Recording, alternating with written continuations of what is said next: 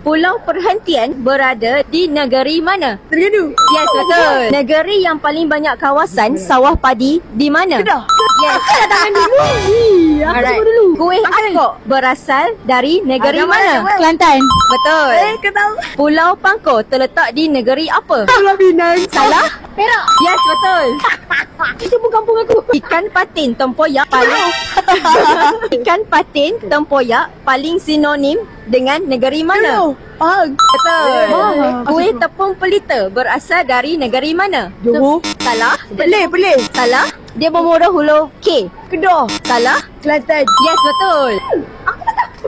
Negeri yang mempunyai perkampunan berasaskan budaya Portugis. Melaka. Yes, betul. Berapakah warna dalam bendera Malaysia? 4. Senaraikan 4 tersebut. Merah putih.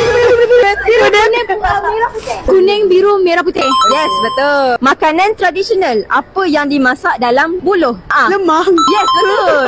Burung apa yang tidak boleh terbang tetapi boleh lari laju? Merak. Salah? Burung unta. Sikit lagi. Answer. Salah? Penguin. Salah? Dia bermula huruf O. Ori. Sikit lagi. Yes. Ostrich. Ostrich. Burung unta dah tu. Okey, itu saja. Thank you.